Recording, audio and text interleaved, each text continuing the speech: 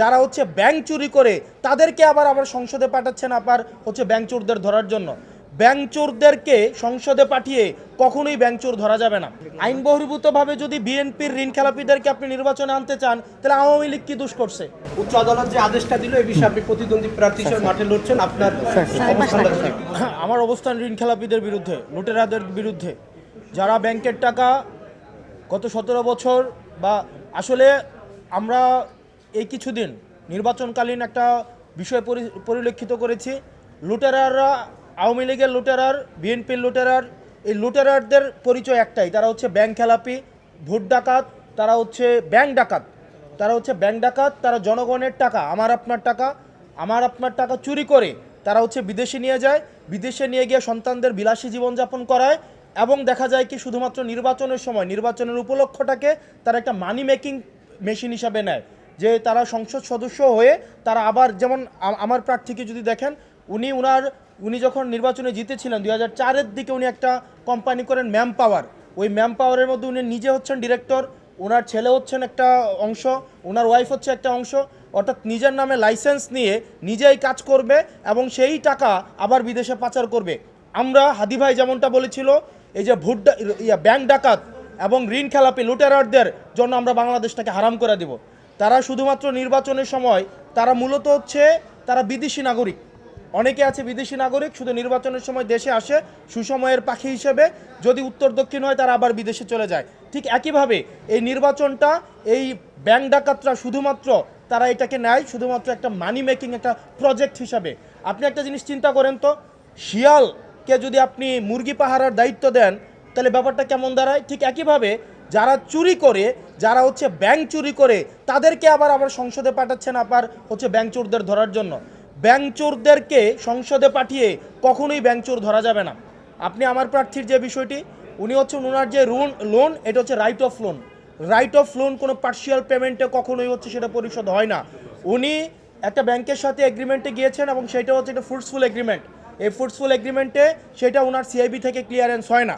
দেখেন, আমরা চাই প্রতিনিধিত্বশীল ব্যবস্থার মধ্য দিয়েই জনগণের ম্যান্ডেট নিয়ে যারা ক্ষমতায় যাবে তারা ক্ষমতায় যাক, সেটা নিয়ে সমস্যা নাই, কিন্তু এটা আমাদের একটা দীর্ঘমেয়াদী একটা ফাইটের একটা অংশ।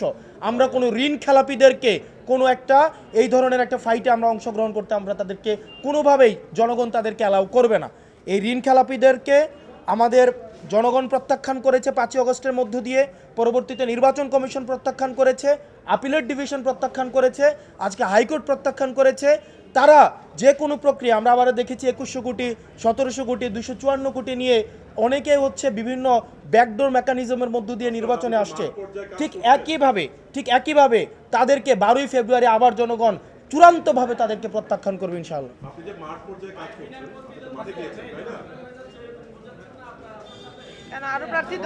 শোনেন, এখানে কেউ, আপনি কি চান বেআইনিভাবে কেউ নির্বাচনে অংশগ্রহণ করুক? বেআইনিভাবে আইন বহির্ভূতভাবে কেউ নির্বাচনে অংশগ্রহণ করাকে আমরা যেভাবে এন্টারটেইন করি না, এবং আমার আসনে আরও অসংখ্য প্রার্থী রয়েছে, এখানে আপনি শুধুমাত্র একটা আইন বহির্ভূতভাবে একজনকে তাইলে আপনি নিয়ে আসেন, আপনি আরও ঋণ খেলাপিদেরকে নিয়ে আসেন, প্রবাসীদেরকে নিয়ে আসেন।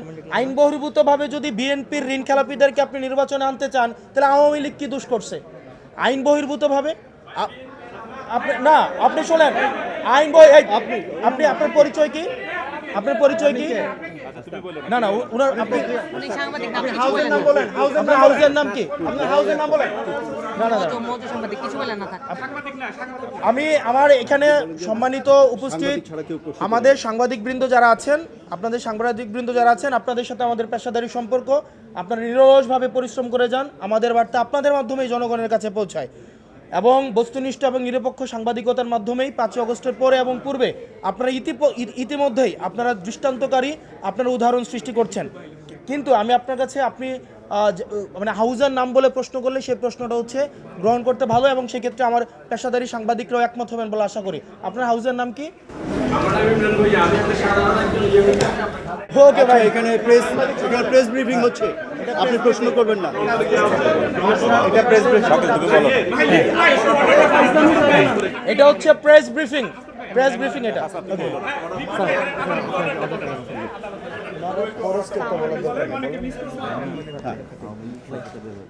হাইকোর্ট ডিভিশন পিটিশনারের লয়ারদেরকে শুনেছে। আমাদের হাসনাতের পক্ষে আমরা লয়াররা আর্গুমেন্ট করেছি, আমাদের আর্গুমেন্ট শুনেছে, নির্বাচন কমিশন আর্গুমেন্ট করেছে। তিন পক্ষের আর্গুমেন্ট শুনে তারপর ওনাদের রিট পিটিশনটা সামারিলি রিজেক্ট করে দিয়েছে। ওনার আর কিছু রইল না হাইকোর্ট ডিভিশনে। আমাদের মূল বক্তব্য ছিল যে উনি যেই দিন নমিনেশন পেপার জমা দিয়েছেন সেই দিন ওনার 3টা ব্যাংকের লোন ছিল, উনি সেই লোন পরিশোধ না করে এবং ওনার যে হলফনামা সেখানে ওনার লোন আছে সেটা মেনশন না করে উনি বলেছেন ওনার কোনো লোন নাই, ওনার কোনো রিশিডিউল হয়নি। উনি ওখানে মিথ্যা বক্তব্য দিয়ে নমিনেশন পেপার সাবমিট করেছে, তথ্য গোপন করে নমিনেশন পেপার সাবমিট করেছে, প্রতারণামূলক নমিনেশন পেপার সাবমিট করেছে। উনি মিথ্যে কথা বলেছেন, জালিয়াতি করেছেন, মিথ্যার আশ্রয় নিয়েছেন, ফ্যাক্ট সাপ্রেস করেছেন। হাইকোর্ট ডিভিশনের পূর্বের একটা জাজমেন্ট আছে জাস্টিস ফারা মাহবুব ম্যাডামের, উনি বলেছেন যদি কোনো প্রার্থী তার হলফনামায় কোনো তথ্য গোপন করে তাহলে এটা হবে ফ্রড এবং উনি হবেন ineligible to participate in the election.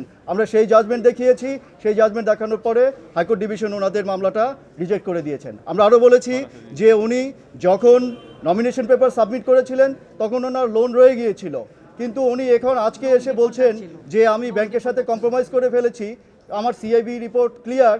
এটাতে হবে না, কারণ হচ্ছে আইনে বলা হয়েছে যদি উনি সমস্ত লোন পরিশোধ করেন তাহলে ওনার পার্টিসিপেট করতে পারবেন, কিন্তু উনি লোনটা নমিনেশন পেপার সাবমিট করার আগে দেননি, এই কারণে উনি আর এখানে ইলেকশন করতে পারবেন না। ধন্যবাদ সবাইকে। Thank you.